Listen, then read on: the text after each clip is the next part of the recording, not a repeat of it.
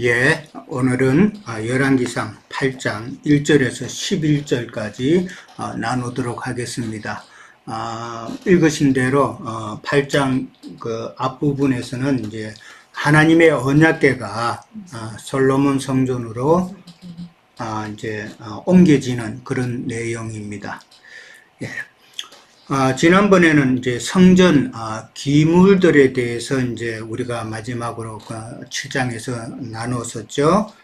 그때는 이제 히람이 만든 녹기물이 먼저 나왔고, 그 다음에 솔로몬이 만든 금 성물에 대해서 이제 그렇게 나왔는데, 히람이 만든 녹기물은 진흙으로 틀을 만들어서 부어서 제조를 했다라는 그런 이제 말이 나왔는데, 이 말은 이제 믿는다 하는 각 교단에 교리의 틀이 이제 만들어졌죠. 그 교리의 틀에다가 참 하나님의 백성들을 그렇게 많이 양산하는 그런 모습이었다라고 나누었었죠.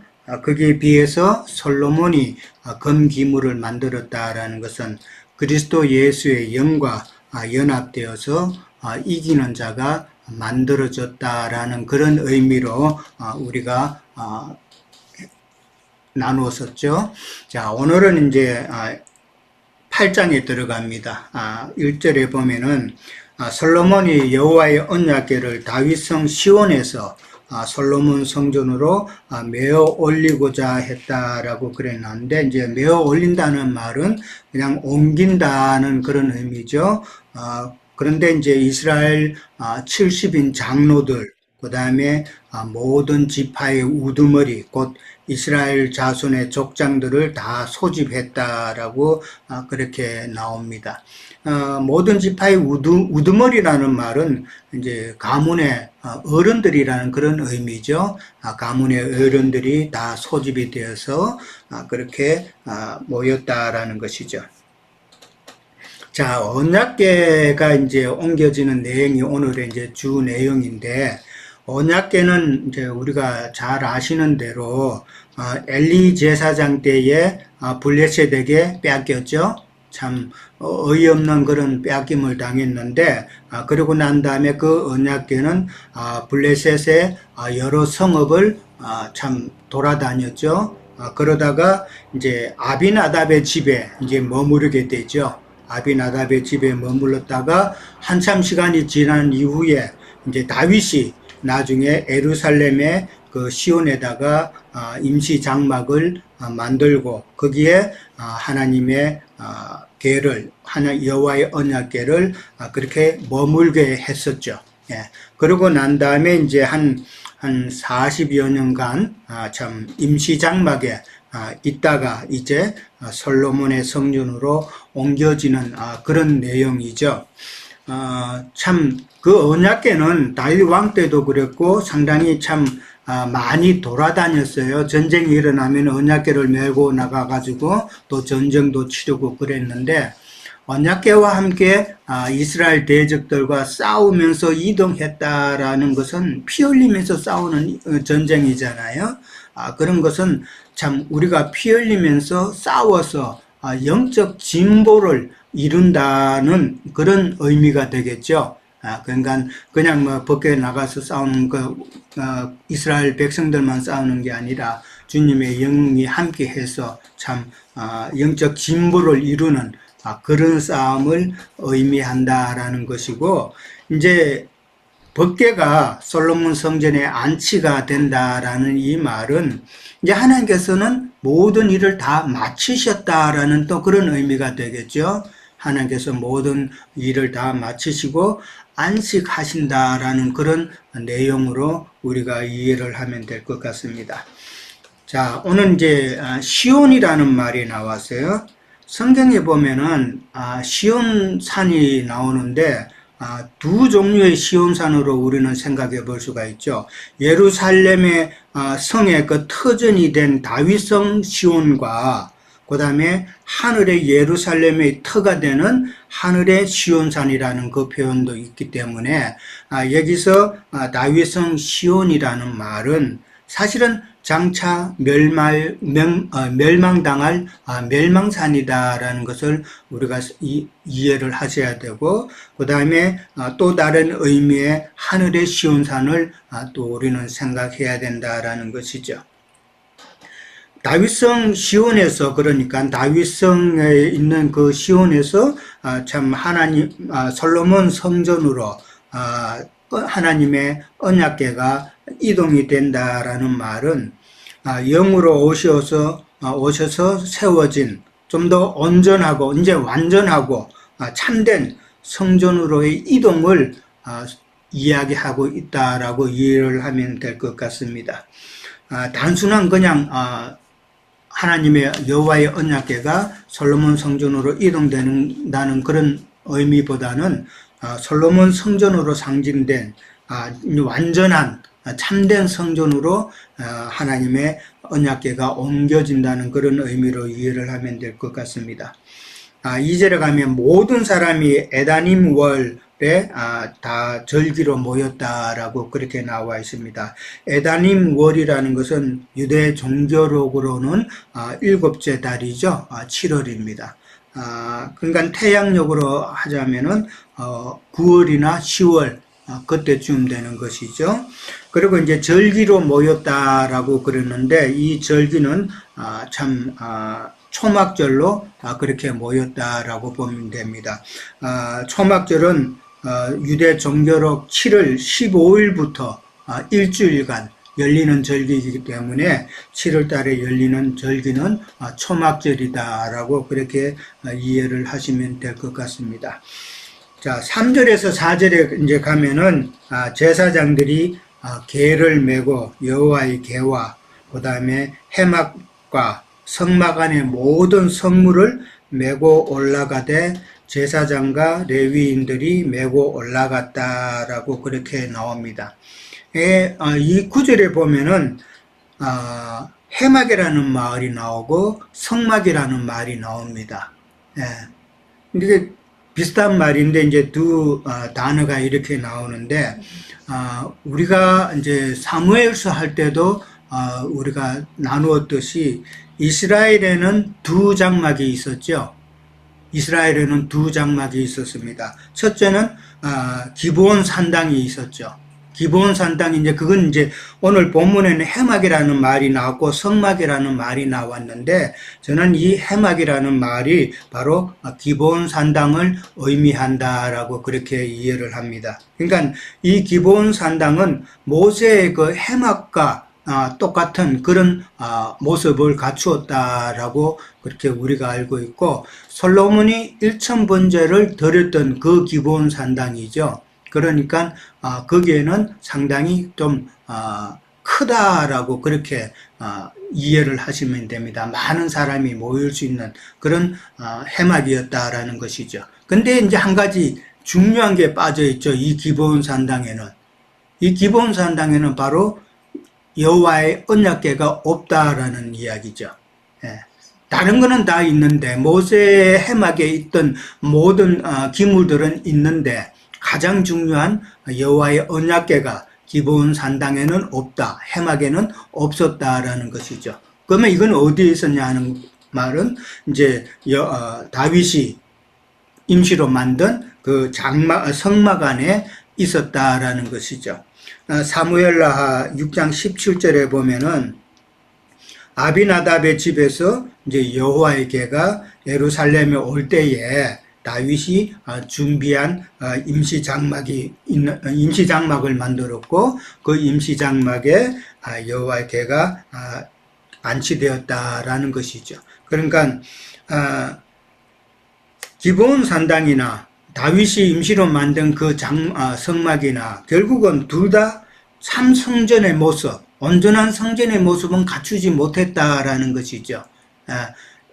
그 시온산에 있는 그 성막에서는 밖에만 있는 그런 상태. 그러니까 뭐 사람들이 많이 모여서 제사 드릴 수 있는 그런 공간도 많이 안 됐다라는 것인데, 밖에만 있는 그 상태이기 때문에 결국은 둘 다 참 성전의 그런 완전한 모습은 갖추지 못했다라는 것이죠. 그런데 이제 솔로몬 성전이 세워짐으로 그쪽으로 옮긴다라는 것은 솔로몬 성전이 참으로 온전한 그런 성전이다라는 것을 다시 한번 말해주고 있는 그런 내용이죠. 그 다음에 이제 5절에 가면은 왕과 회중들이 양과 소로 제사를 드렸고 그 수가 많아서 기록할 수도 셀 수도 없이 많았다라고 이제 그렇게 기록이 되어 있습니다. 솔로몬이 기본 산당에서 제사를 드릴 때는 소를 1,000마리로 제사를 드렸다라고 그렇게 나왔는데, 그때는 소가 1,000마리라는 그런 계수가 된 상태인데, 지금 여기서는 양과 소로 제사를 드렸는데 그 수가 많아서 기록할 수도 없고 셀 수도 없이 많았다라고 그랬는데, 이거는 분명히 뭔가를 의미하는 건 있을 것 같은데, 제가 그걸 아무리 생각해도 좀 깊이 깨닫지를 못하겠더라고요. 다만 이제 지난번에 이제 놋기물을 이야기할 때 놋기물이 너무 많아서 그 무게를 능히 청량할 수 없었다라는 말을 하면서 참 하나님의 백성만 되는 그런 수준의 사람들은 많았다라는 것을 의미하는 것이 아닌가, 그렇게 이해를 했는데, 오늘의 이제 양과 소로 제사를 드렸고 그 수가 많았다라는 말을 갖다가 좀 어떻게 이해를 해야 될지, 그거 나중에 좀 다른 지체들께서 나눠주시면 좋겠습니다. 그 다음에 이제 6절에서 8절에 가면은 언약궤가 참 위치하는 그 설명이 나오죠. 솔로몬 성전의 지성소 그룹들의 날개 아래 두었다라고 그렇게 이야기를 합니다. 그리고 그룹들이 그게 처소 위에서 날개를 펴가지고 개와 채를 다 덮었다라고 그렇게 설명이 되어 있죠. 그룹들의 날개, 그러니까 지난번에 우리가 나누었듯이 지성소 안에는 큰 그룹들이 두 그룹이 있죠. 근데 한 그룹과 다른 한 그룹은 서로 벽에 그렇게 날개가 연하여져 있지만은 또 중앙에는 두 그룹의 날개가 서로 연하여져 있죠. 그 바로 아래에 이제 하나님의 여호와의 언약궤가 두게 되었다라는 것이죠. 그리고 이제 그게 처소 위라고 그렇게 표현이 나왔는데, 그거는 이제 속죄소를 말하는 것이죠. 속죄소에 그룹들이 날개를 펴가지고 개와 채를 덮었다라고 그럽니다. 이 채라는 거는 여호와의 언약궤를 옮길 때에 그게 그 봉이 끼워져 있는 것이죠. 운반할 수 있도록 물건을 어깨에 메고 운반할 수 있도록 하는 그런 봉처럼, 봉이라고 생각하시면 됩니다. 물건을 운반하는 그런 봉이죠. 그게 이제 그것을 덮었다라고 그렇게 이야기하는데, 이 채라는 것은 이제 두 채가 있죠. 여호와의 언약궤를 이제 두 채가 끼워져 있어서 사람이, 제사장이 이제 이동을 하는데, 그렇게 보면은 채는 두 정인을 상징하는 그런 의미가 있다라는 것이죠. 그 다음에 이제 그 채가 오늘까지 그곳에 있었다라는 말이 나옵니다. 이 말은 그 채를 언약궤에서 따로 떼내지 않고 그 언약궤에 끼워진 채로 그냥 두었다라는 그런 의미로 이해를 하시면 됩니다. 예. 그 다음에 이제 9절에 가면은 그 궤 안에는 두 돌판만 있었고, 그것은 여호와께서 언약의 정표로 호렙산에서 모세가 참 넣은 것이다라고 그렇게 나와 있습니다. 우리가 잘 아는 대로 모세의 그 언약궤, 법궤 안에는 세 가지 물건이 있었죠. 참 돌판이 있었고, 두 돌판이 있었고, 그 다음에 감추인 만나가 있었고, 그 다음에 아론의 지팡이가 있었죠. 이 세 가지가 있어야 되는데 지금 열왕기서에서는 그 계안에는 두 돌판만 있었다라고 그렇게 나와 있습니다. 그러면은 나머지 감추인 만나와 그 다음에 아론의 지팡이는 왜 없는가 하는 문제죠. 그러니까 모세의 그 광야 시대에 있던 그 세 가지 물건은, 광야의 그 성막은 어떻게 보면은 가나안 땅으로 들어가야 되는, 그 애굽에서 나와서 광야 생활을 거쳐서 가나안 땅으로 들어가는, 어떻게 보면은 완전함으로 나가는 그 과정의 단계죠. 과정의 단계이기 때문에 참 감추인 만나도 먹어야 되고, 그 다음에 아론의 지팡이로 또 믿음 생활도 해 나가고 그렇게 해야 되는 것이지만은, 지금 솔로몬 성전에서는 완성의 단계다라는 것이죠. 그러니까 완전함으로 나가는 과정이 아니고 모든 것이 끝난 참 완성의 단계이기 때문에 감추인 만나와 아론의 지팡이는 필요가 없다라기보다는 더 이상의 그 어떤 있어야 될 이유가 없다라고 보시면 되겠죠. 그러니까 감추인 만나, 이게 계시된 말씀이잖아요. 계시된 말씀을 먹은 자는 완성의 단계에서 이제 이기는 자가 되어가지고 구름 같은 정인이 된 자들이기 때문에 더 이상 감추인 만나를 먹을 이유가 없다라고 보시면 될 것이고, 그 다음에 아론의 지팡이도 마찬가지로 마른 막대기 같은 자들이 새 생명을 얻어서 참 영화롭게 되고, 싹이 나는 것은 영화롭게 되는 것이죠. 영화롭게 되고, 그 다음에 아름다운 열매로 추수되었음을 참 보여주는 것이기 때문에 더 이상 아론의 지팡이도 필요가 없다라는 것이죠. 그러니까 그러나 이제 두 돌판 하나님의 말씀은 없어질 수가 있는 게 아니죠. 거룩한 성 새 예루살렘에서도 그 말씀은 세세토록 있는 것이기 때문에 두 돌판만 있게 되는 것이다 라고 그렇게 이해를 하시면 될 것 같습니다. 그 다음에 이제 10절하고 11절 이제 마지막 절에 가면은 제사장이 성소에서 나올 때에 구름이 여호와의 성전에 가득했다라고 그랬습니다. 구름이 여호와의 성전에 가득해서 제사장이 그 구름으로 인해서 참 능히 서서 섬기지 못하였다라고 그렇게 나옵니다. 그러면서 이는 여호와의 영광이 여호와의 성전에 가득함이었다라고 그렇게 설명을 하고 있습니다. 구름이라는 단어가 나왔죠.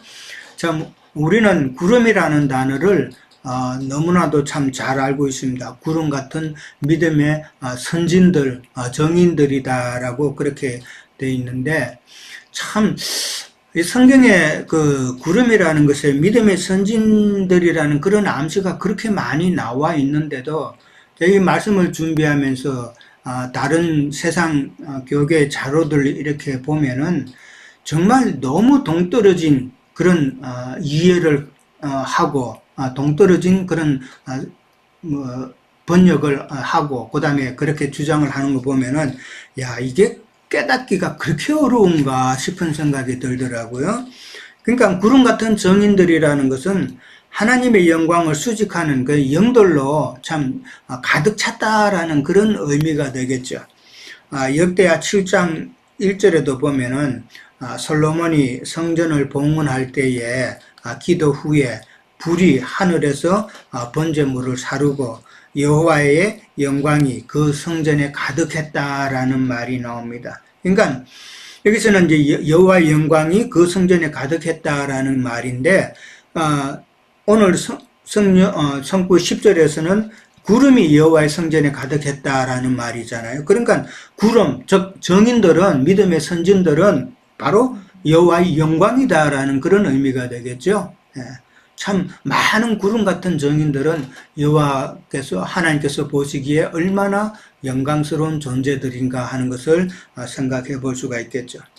그 다음에 이제 출애굽기 40장 35절에도 보면은 모세가 이제 구름이 해막 위에 덮이고 여호와의 영광이 성막에 충만함으로 인해서 해막에 들어가지 못했다라는 구절이 나옵니다. 그게 출애굽기 40장 35절에 나옵니다. 그러니까 모세가 구름이 하나님의 영광이 해막에 가득하니까 해막에 들어가지 못했다라는 말이 있고, 그 다음에 계시록 15장 5절에서 8절에 보면은 하나님의 진노를 담은 금 대접 일곱이 나오죠. 금 대접 일곱을 일곱 천사들에게 주니 하나님의 영광과 능력으로 인하여서 성전에 연기가 가득 차게 되어서 일곱 재앙이 마치기까지 성전에 능히 들어갈 자가 없었다라고 그렇게 나옵니다. 그러니까 성전에 아무도 못 들어가는 거예요. 예. 그러니까 솔로몬 성전에, 그러니까 하나님의 완전한 성전에 구름 같은 증인들은 충만하게 이제 들어가는데 또 누구는 못 들어간다라는 그런 말이죠.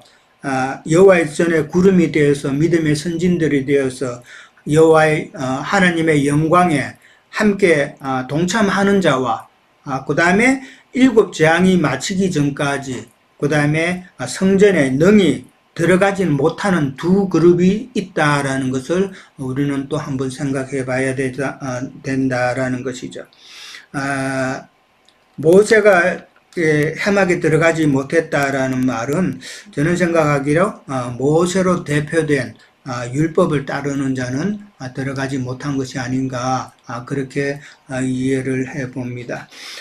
솔로몬 성전이 이제 하나님의 완전한 성전으로 우리는 이해를 해야 되고 구름 같은 정인이 이제 충만해서 하나님의 영광도 충만하고 그런 내용은 하나님의 일이 이제는 다 끝났다라는 것을 이제 아까도 이야기했는데 천국 농사가 끝난 거예요. 천국 농사가 끝났기 때문에 구름 같은 정인이 가득하다는 말은 하나님의 천국 곳간에 가득 찼다는 그런 의미로 우리가 생각해 볼 수 있다라는 것이죠. 예. 자, 저는 여기까지 하도록 하겠습니다. 그 다음에 해서 이제 이어주시기 바랍니다. 예, 먼저 하실 분 있으면 먼저 하셔도 되고요. 제가 늘 두 번째로 하니까 좀, 예, 그러면 저도, 예, 뭐, 형제님 증거를 들으면서, 어, 다시 한번 새롭게 우리가 주님 앞에, 예, 어떤 존재가 되고 어떤 믿음으로 나아갈 건지를 다시 한번 이렇게, 생각하게 됩니다. 저는 이제 여기 언약궤를 다윗성 시온에서 매어 올린다 이제 이렇게 했는데 언약궤라는 것은 우리가 다 알죠. 거기에 뭐 속죄소 아까 얘기한 대로 말씀에 언약궤가 있었죠. 언약궤라는 그 판은 뭐 십계명으로 대표되죠. 그 십계명이 들어가 있는 것이 이제 대표적인 건데 소와 뭐 그 양으로 제사를 지냈다고 이렇게 이제 나오는데 우리가 주님 앞에 소가 돼서 양이 되신 어린 양이 되신 주님 앞에 에, 정말 나아가는 그런 일꾼으로서의 사명을 잘 해야 된다고 봅니다. 마태복음 26장 28절에 보니까 예수님이 이제 제자들을 데리고 언약의 피의 를 맺죠. 언약을 맺죠. 이것은 죄 사함을 얻게 하려고 많은 사람을 위하여 흘리는 피, 곧 언약의 피니라 이렇게 말씀하셨거든요.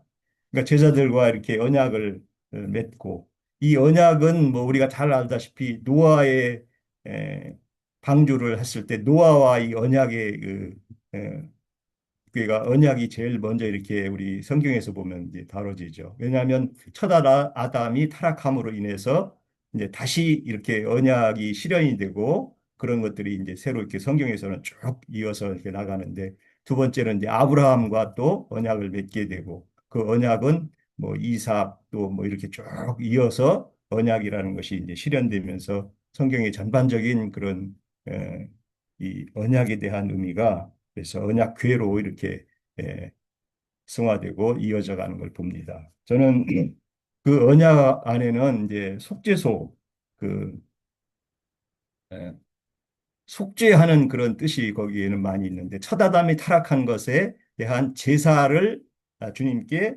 또 주님이 오셔서 실현한 것에 대한 의미를 우리 안에 믿음으로 그걸 취해야 된다는 것들이죠. 그래서 어, 그 속죄 안에는 정말 그 첫 아담이 범했던 범죄들이 이제 회개가 돼야 되는데 저도 엊그저께가도 이제 어떤 우리 그 같은 신앙하는 사람하고 얘기하다가 정말 형제는 회개한 적이 있느냐 그러니까 회개는 무진장 많이 하고 했대요. 지금도 하고 있고 그럼 뭐 어떤 회개를 했는데 그러니까 뭐 이런저런 잘못한 것들을 쭉 회개했다는 거예요. 그렇게 회개 성경에서 말하는 회개의 본질을 이해를 못하는 사람들이에요. 그래서 그 참 회개가 안 된다는 거죠. 참 회개가 안 되니까 우리가 성소에 들어가는 문이 아직도 닫혔다는 거죠. 예. 첫 아담이 범한 그런 회개, 예. 정말 에, 주님과 나와의 어떤 회복되는 그런 회개가 정말 진정 있었는가 하는 질문이 오늘날 기독교인들 물론 참으로 회개한 분도 있겠지만은 또 그게 변질돼서 어떤 세상에 대해서 잘못하고 범죄하는 이런 것들을 회개하는 것이 일상적으로 그냥 그게 회개로 이렇게 이해되고 주님 앞에 그런 회개를 늘 갖고 예배당 생활을 하는 것들이 이렇게 굳어졌죠. 참 정말 그 속죄제의 회개가 무엇인지를 우리는 뭐 잘 알고 우리 지체들은 그것들을 그분들에게 이제 잘 해서 정말 회복되는 믿음으로 가게 할 수 있게 해야 되는 우리의 책무가 있다고 봅니다. 에, 우리가 믿음 생활 안에서 보면은 저는 이제 아까 저 우리 형제님도 증거해 주셨는데 그 언약궤 안에는 그 구절인가요? 두 돌판 외에는 아무것도 없더라. 그래서 히브리서에 나와 있죠. 히브리서 9장 4절에 보면은 거기는 아론의 쌍난 지팡이와 만나의 항아리가 있다 했는데 정말 우리는 그 아론의 쌍난 지팡이와 만나를 먹으면서 성소에 있는 그런 감추인 만나죠. 예, 아론의 쌍난 지팡이는 우리 형제님 잘 설명해 주셨지만 그것은 부활을 상징하거든요. 영원한 복음 안에는 정말 그 부활의 의미와 사후 세계와 예, 이 땅에서 하늘에 앉혀진 자들이 정말 어떻게 부활의 의미로 해서 그 믿음 생활의 결과가 어떻게 나타날 건지를 다 아는 계시록에서는 이제 영원한 복음이라고 그랬는데 그런 영원한 복음에 대한 의미를 어, 포괄적으로 잘 이해하고 또 주님께서 원하는 뜻들을 잘 이해하고 정말 이기는 자로 하나님께서 부르심의 택하심으로 택하심을 계시록에서는 이제 빼내심이라고 했는데 빼내심의 의미까지도 다 이해해서 정말 주님이 원하는 어, 존재들이 되어야 된다는 것이 우리의 그 신앙의 표대지요. 뭐 형제님 들 마태복음을 통해서 얘기하셨지만 그들에게는 그런데 이런 계시를 주질 않는다는 게참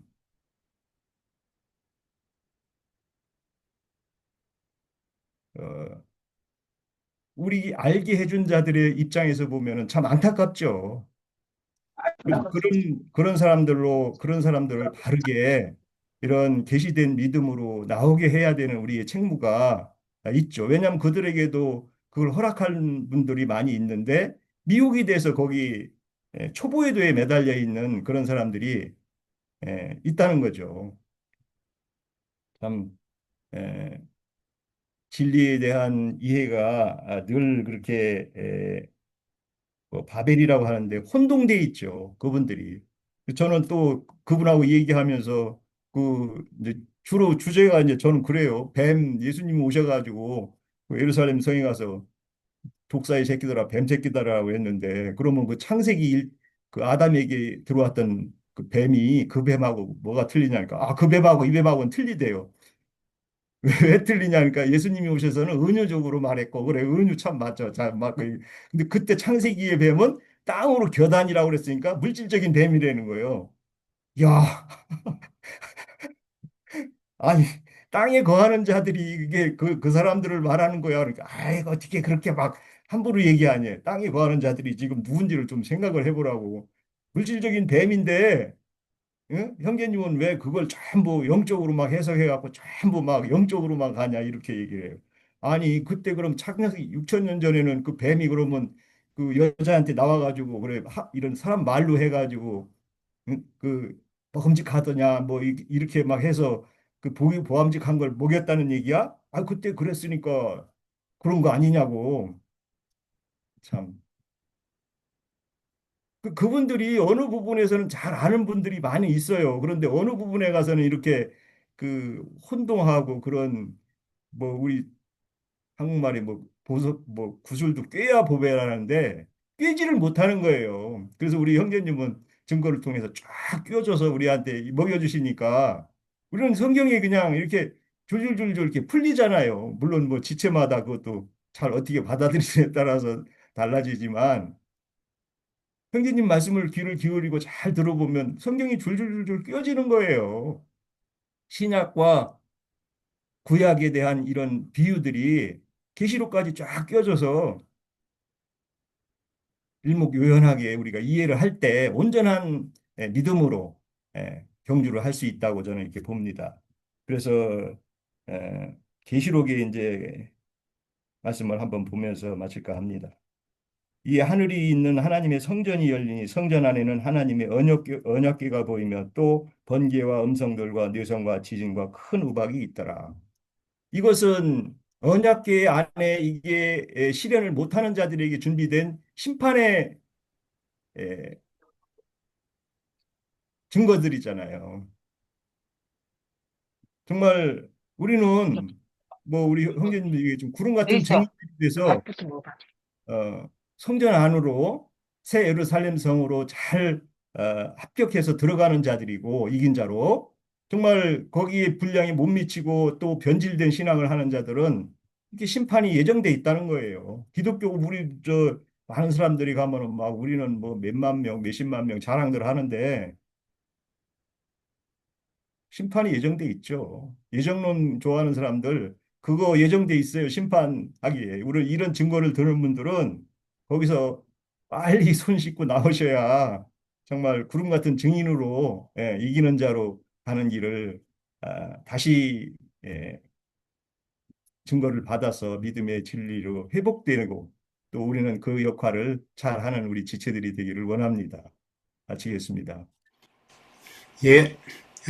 또 이어주시겠습니까?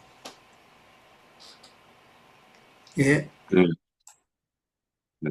오늘 우리 그 솔로몬 성전이 이제 거의 마침표를 찍는 어떤 그런 말씀인 것 같아요.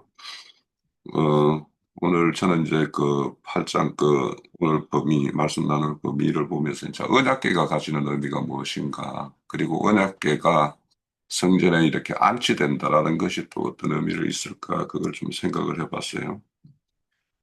그 언약궤에는 우리가 앞서서 전거된 대로 거기에는 이제 세 가지 어떤 그런 중요한 그 이스라엘의 어떤 그 하나님께서 그들에게 베푸신 것과 그들의 어떤 그 강약기를 행하면서 있었던 어떤 사건적인 그런 모든 것들이 이렇게 함의하고 있는 것들이 이렇게 담겨져 있는데, 우선은 이제 그 언약궤는 이렇게 하나님의 어떤 임재와 그거는 어떤 약속의 어떤 상징성, 약속의 어떤 성취, 이런 것들을 이제 이렇게 담고 있다고 생각을 해요.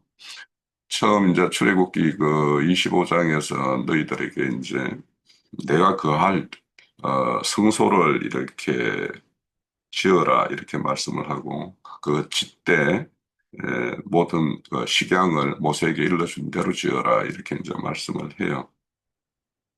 그래서 하나님의 어떤 성소가 되기 위한 어떤 조건도 거기에 함의되어 있고, 그 성소에는 어떤 목적인가 하는 것들이 이제 담겨 있죠. 그 하나님께서 거할 처소라고 이야기를 해요.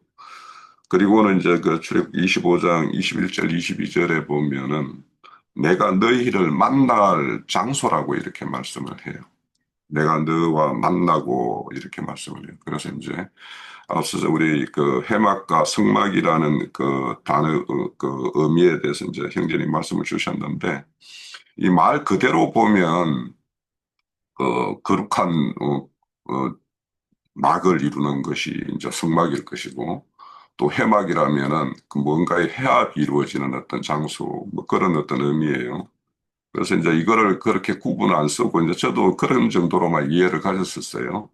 그래서 이제 하나님과 사람이 만나는 어떤 그런 장소이기 때문에 해막이라고 이야기하고 또 하나님의 어떤 거룩함이 이렇게 임재 처소로서 이렇게 상징하기 때문에 성막이라고 한다 이런 정도로 이제 이해를 했는데 이번에 우리가 이제 성막과 해막에 대해서 이렇게 말씀 가르침 받으면서 해막이라는 것은 그 막이라는 것은 저기 그 해막의 외부 그 울타리 그걸 기준으로 해서 거기를 이제 해막이라고 하고 그 해막 안에는 이제 뜰이 있고 그 안에 이제 그 성소와 지성소가 있는 어떤 성막이 있는 거 이런 걸로 이제 제가 들은 것 같아요. 그래서 이제 그렇게 보면 결국에는 제사장들이나 제사장들이 들어가서 하나님의 어떤 그 기념일이나 모든 것들을 이렇게 할 때는 그 성막에 들어가서 이루어지는 어떤 그런 것이 있고 또 하나님 저희 제사장들이 하나님의 어떤 말씀을 대언해서 그 회중들에게 이렇게 일러주는 것은 그 해막에서 그 뜰에서 이루어지는 거니까 뭐 해막과 성막의 의미가 그렇게 좀 같은 의미로 이렇게 이해를 가져도 되겠다라는 생각을 합니다. 그래서 엄격하게는 성막과 해막에 약간의 이제 구분은 있지만 그런 어떤 공간적인 어떤 그런 건 그 정도로 이제 이해를 하시면 될 것 같고요. 그래서 하나님이 어떤 임재를 상징하는 것이 이제 언약궤로 이렇게 상징되고 그리고 이제 언약궤를 항상 이렇게 그 강약기를 행하거나 특히 이제 그 요단강을 건널 때 제사장들이 그 언약궤를 메고 요단강을 이렇게 밟고 섰을 때 그 물줄기가 이렇게 나뉘어서 이제 막혀서 이제 이렇게 온전하게 건널 수 있었어요. 그래서 그런 것들도 보면 항상 그 행진을 할 때도 언약궤가 앞서서 행하고 이런 것들을 보면 그 하나님의 어떤 인도하심과 또 그런 어떤 하나님의 어떤 권능이 이렇게 행해지는 어떤 그런 것들을 좀 상징하는 것으로 이렇게 우리가 볼 수 있겠다 싶고 그리고 이제 그 언약궤를 다른데 이렇게 보면 정극계, 법궤 이렇게도 이제 말씀을 하는 걸로 보면 그 안에는 이제 두 돌판으로 상징되는 그 하나님의 어떤 율법의 말씀이 거기 안에 있죠. 그래서 이렇게 언약궤가 안치되고 한다라는 것은 어떤 하나님의 어떤 말씀과 언약의 어떤 성취 이런 것들이 이제 좀 상징하는 것이라고 볼 수 있을 것 같아요. 그리고 이제 그 안에 내용물을 보면 이제 만나 항아리, 쌍난 지팡이, 언약의 부돌판 이런 걸로 보면 이제 이것들 중에는 항상 거기에는 사건들이 있었죠. 그래서 불의함에 대한 어떤 그 증거물로서 이렇게 들어져 있는 어떤 한 측면도 있어요. 그런데 이제 이것을 이제 또 다른 어떤 측면에서 보면 예수님의 어떤 모든 것을 이렇게 담고 있는 어떤 그런 의미이기도 해요. 그래서 만나 항아리는 그 생명의 어떤 뜻을 상징하고 쌍난 지팡이는 뭐 부활의 능력 그리고 언약의 돌파는 하나님의 말씀의 이제 온전함, 그 안전한 성취 이런 것들을 이제 말씀하는 것이기 때문에 그래서 언약궤 자체가 이렇게 안치된다라는 것은 그 언약궤 위에는 속죄소가 이렇게 덮여 있기 때문에 그 속죄소의 피뿌림으로 인해서 온전한 속죄가 이루어진다라는 어떤 그런 걸로 보면 온전히 그 언약궤가 예수님의 어떤 모든 것의 어떤 상징하는 어떤 것이라고 볼 수가 있겠죠. 그래서 결국에는 이제 이런 어떤 그 언약궤가 이렇게 성전에 이렇게 오늘 이제 그 안치되는 어떤 건데 이런 어떤 언약궤의 어떤 상징성이 이렇게 안치된다라는 거는 결국에는 강약을 행하던 어떤 한 시대를 이제 마감하고 이제 온전히 이 영구적으로 이렇게 완착되는 어떤 그런 걸 이렇게 상징하기 때문에 어떤 시대의 어떤 명백한 어떤 전환 그래서 이렇게 안치된다라는 것은 늘 임시적이고 이렇게 그런 것이었다라면 좀 영구적인 그런 걸 우리가 이제 생각을 해볼 수가 있겠고, 이제 그 솔로몬이 이렇게 그 성전을 모든 구비하고 언약궤를 안치함으로 인해서 이제 솔로몬 왕국의 신정 통치의 어떤 그런 정당성이나 그것이 이제 이렇게 이루어진다라는 어떤 그런 이제 상징성을 이제 보여준다고 생각을 해요. 그리고 이제 이런 것들로 인해서 이제 솔로몬 왕국의 어떤 번영과 평화 이런 것들이 이제 나타날 것인데, 근데 이제 좀 가다 보면 이제 금방 이제 솔로몬의 어떤 변질된 이야기로 이렇게 하는 걸로 보면 어떤 거는 눈에 드러나는 어떤 건물의 어떤 것이 어떠한 것인가, 그리고 내면에 이렇게 이루어지는 것이 어떠한 건가, 이런 것들을 우리가 구분해서 이렇게 생각을 해본다라면 우리가 어떤 하나님의 어떤 애법을 배우는 어떤 그런 어떤 신앙과 내면이 온전히 하나님의 어떤 그런 성품과 그런 걸로 이렇게 조성되는 어떤 그렇게 지어지는 것의 어떤 차이를 우리가 잘 볼 수 있겠고, 그래서 우리가 과거에 이전에 어떤 교회에서 이루었던 그런 해법적인, 그래서 그런 거에 이렇게 심취되었던 것들의 어떤 시대가 끝나고 우리 어떤 내면의 그리스도의 어떤 본질 그런 걸로 인해서 이렇게 세워지고 또 입혀지는 그런 것들이 이렇게 온전한 그 영과함도 이제 앞으로 우리가 이 열왕기를 보면서 아마 그렇게 배울 것 같아요. 아무튼 오늘 이 언약궤가 안치됨으로 인해 가지고 이제 성전의 어떤 온전한 시대가 이제 이렇게 개막되는 것이기 때문에 이런 것들이 우리의 어떤 각자 교회 생활에서의 어떤 어, 굳건한 그런 세워짐 이런 걸로 우리가 어떻게 연결시켜서 갈 건가, 이런 것들을 한번 생각해 보면 이제 솔로몬의 이렇게 언약궤가 안치되어서 이런 성전의 어떤 본 모습, 그래서 모든 안전한 속죄와 우리의 온전한 예배의 어떤 그런 것이 이렇게 갖추어지는 어떤 그런 본질에 대해서 우리가 좀 잘 이렇게 새겨볼 필요가 있겠다, 그렇게 생각을 합니다. 예. 예. 자, 또 다른 지체분들 계신가요? 제가 조금 예, 말씀을 드려도 되겠죠? 예, 저는 일단 그 언약궤 8장 9절에 보면 그 궤 안에는 두 돌판에 아무것도 없으니 이것은 이스라엘 자손 애굽 땅에서 나온 후 여호와께서 저희와 언약을 맺으실 때 모세가 호렙에서 그 안에 넣은 것이더라 했을 때 출애굽기 34장 28절에 보면은 27절에서 보면 여호와께서 모세에게 이르시되 너는 이 말들을 기록하라. 내가 이 말들의 뜻대로 너와 이스라엘과 언약을 세웠음이니라 하시더라. 모세가 여호와 함께 40일 40야를 거기 있으면서 떡도 먹지 아니하였고 물도 마시지 아니하였으며 여호와께서는 언약의 말씀 곧 십계명을 그 판들에 기록하였더라 했을 때 이 그 그 안에 넣은 것이라 했던 것이 두 돌판에 그 언약 말씀을 그 안에 넣은 거라고 저는 좀 말씀을 드리고 싶고요. 그 언약 말씀은 두 돌판에는 언약 말씀을 어, 새긴 거잖아요. 그러면 그 궤 안에는 주님 안에는 우리가 주님 안에 우리가 있을 때 우리 안에는 주님이 새겨진 그 언약 말씀을 어, 가지고 주님 안에 있어야 되는 게 아닌가. 저는 좀 그 말씀에 오늘 조금 아주 깊이 닿았고요.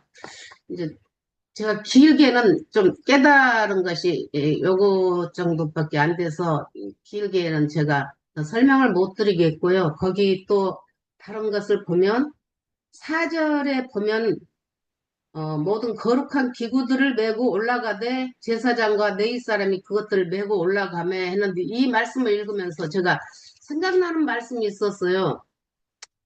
25장 9절에 보면 출애굽기 물은 내가 네게 보이는 모양대로 장막을 짓고 기구들도 그 모양을 따라 지을지니라. 기구들도 그 모양을 따라 지을지니라면 그 기구라는 건 영혼이라는 것을 좀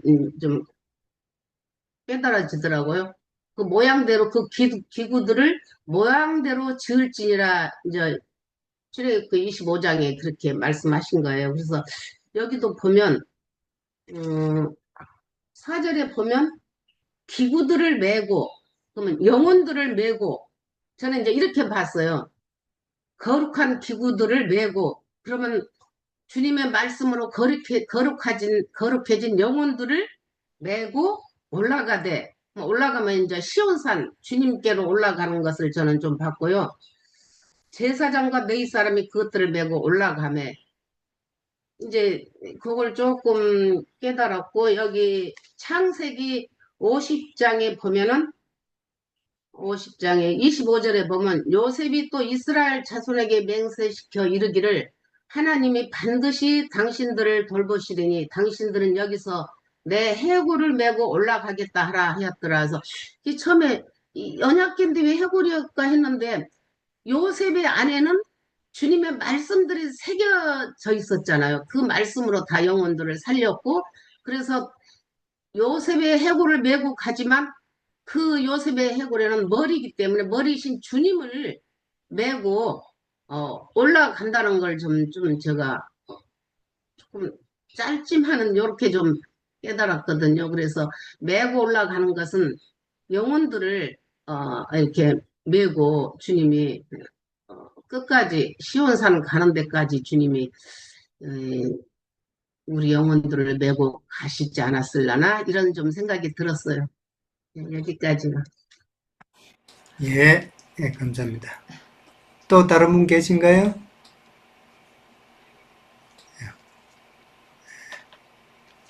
자, 그러면 우리 장로 형님께서 또 마무리해 주셔야 되겠습니다. 예.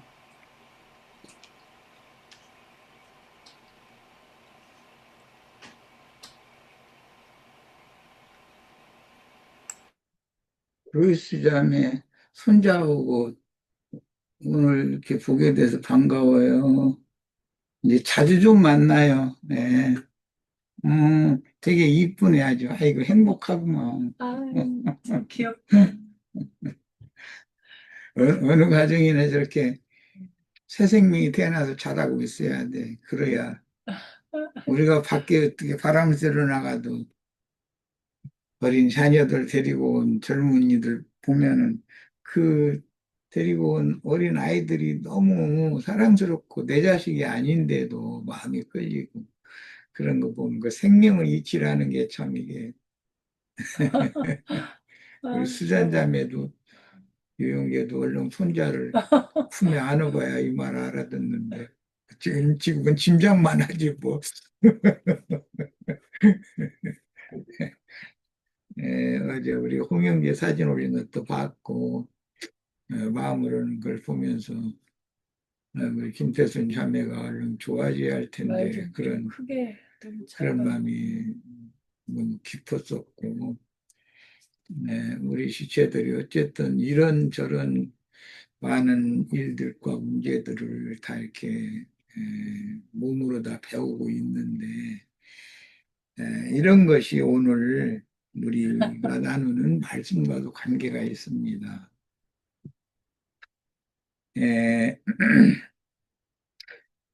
출애굽을 한 하나님의 백성들이 광야를 거쳐서 가나안 땅에 들어갔을 때는 실로의 성막을 세운 것이 제일 기억에 남죠. 하나님의 임재처소거든. 하나님의 백성들은 하나님과 늘 함께 동행을 하게 마련인데 영광의 하나님께서 죄 있는 육신의 모양으로 자기 땅, 자기 백성들에게 모든 믿는 사람들은 예수님의 백성이고 팔레스타인 땅이라고 게 하나님의 땅, 예수님의 땅이라고 이제 자기 땅이라고 그랬는데 사실은 땅만이 아니라 하늘도 땅도 그 안에 있는 모든 만물, 만사, 모든 것이 다 예수님의 거죠. 그런데 특히 자기 땅의 자기 백성에게 와서 에, 성경을 이루기 위하여 자신을 대속물로 이제 들이심으로 세상 죄인들을 구속해서 의롭다 하심을 하나님 앞에 받는 근거가 되게 되었는데, 구속을 이루신 주님께서 그 영으로 재림하여 세상에 이제 교회를 세우시고, 그 교회가 세속화되었다가 회복의 과정을 거쳐서 어, 거룩하고 흠이 없는 영광스러운 교회로 회복되어지고, 그 내용이 결국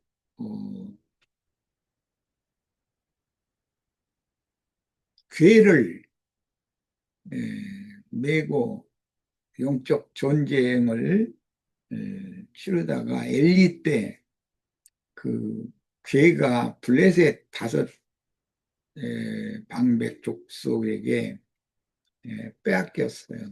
그것은 주님께서 세우신 교회가 세속화되었다, 이제 그 말이죠. 바빌론 교회가 된 거죠.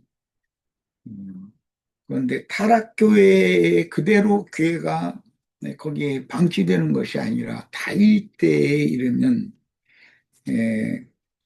아비나답의 집에서 매우 올리다가 사고가 생겨서 오벳 에돔의 집에 또 임시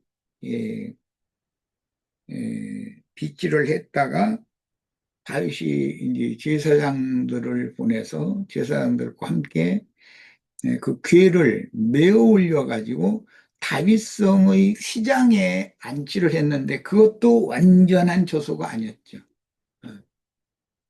오늘 드디어 예루살렘 성전의 지성소에 하나님이 보좌를 정하시고 거기에 좌정하시게 해서 이제 드디어 하나님의 일, 즉 하나님의 백성들을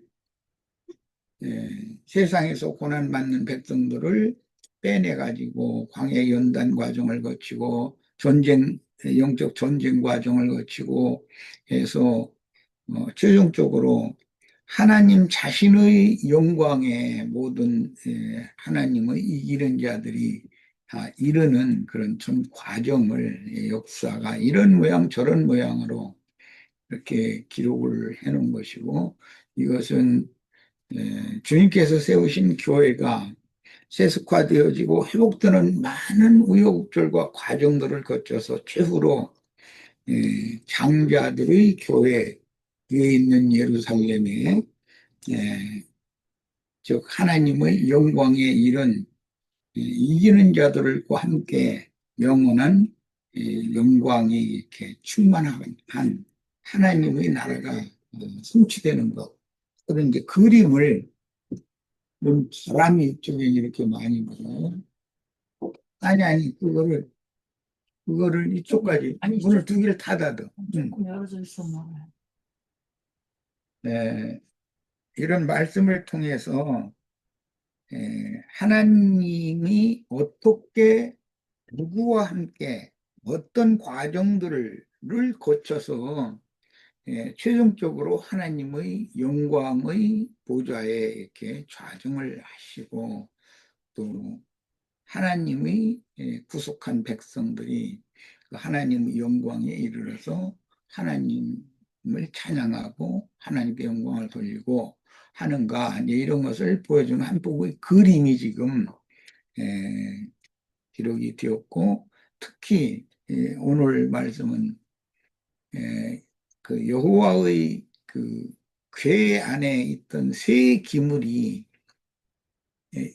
여기에 이르는 동안에 2가지 기물은 다 이제 소진되어졌고 한 가지 기물은 그래도 영원히 그 기물이 사실은 하나님의 영광을 나타내는 거다. 이제 이런 것을 기록을 했는데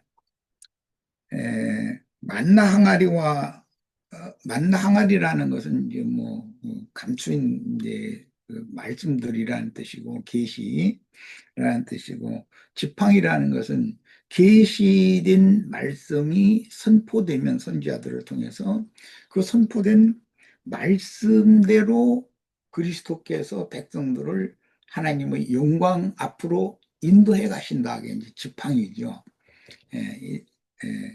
그 결과 두 돌비는 그 궤에 그냥 남아있는 걸로 이렇게 기록이 됐는데, 예수님의 영과 마음은 영원한 하나님의 영광이 예수님의 영과 마음에서 표현되는 발현되는 것이기 때문에, 우리들이 이제 믿음의 과정을 거쳐서 어떠한 과정과 단계를 거쳐서 우리도 하나님의 영광에 이르러서 하나님의 영광에 함께 참여해서 영광스러운 교회로서 하나님과 함께 영광을 영원히 누릴 것인가, 이제 이런 것을 보여줍니다. 많은 말씀들을 우리들이 가르침 받는 것은 사실은 목적이 하나님의 영광에 이르러서 영원토록 하나님의 영광을 찬양하고 영광을 수직한다, 영광을 보호한다, 이제 이렇게도 표현하지만 사실은 영광에 참여하는 것이죠. 그래서 이것이 이제 모든 우주를 창조하시고 경영하시는 하나님의 목적이기 때문에, 하나님의 이런 선하시고 깊으신 뜻이 우리들에게도 밝히 계시가 되어져서, 내가 세상에 태어나서 어느 날 세상 교회에 가서, 세상 교회도 좀 수준들이 다르기 때문에 조금 나은 대로 조금 나은 대로 이렇게 거쳐오다가 최종적으로 집에 있는 교회, 이것은 이제 오벳 에돔의 집에 교회가 있었었죠.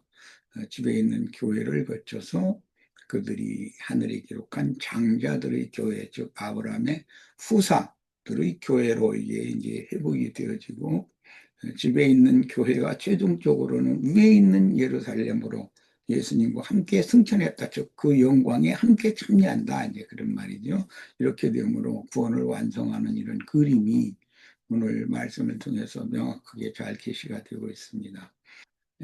우리 형제 자매님들에게도 하나님의 영광이 나의 영광이 되고, 예수님의 영만이 아니라 예수님의 그 인성, 혼생명까지도 영광에 이르는 것처럼, 우리 거듭난 영만이 아니라 온전한 구원을 이룬 혼까지도 하나님의 영광스러운 임재 앞에 다 이르는, 좀 영광에 참여하는 온전한 구원을 이루어서 함께 하늘이 후사들을 위하여 준비하신 영원한 유업인 그리스도가, 그분의 영화로움이 나의 영원한 영화로움이 되는 그런 축복이 있기를 바랍니다. 마칩니다. 아멘. 아멘. 오늘은 그럼 여기까지 하도록 하겠습니다. 다음 주에는 이제 솔로몬의 연설이죠. 12절부터 22절까지네요. 그 부분에 대해서 나누도록 하고요. 오늘도 참 제일 많이 오늘은 참여하신 것 같은데, 우리 조이서 자매님도 참여하셨고, 또 다른 분이 또 평소에 잘 참석 안 하시던 분이 많이 참석하신 것 같습니다. 자, 감사하고요.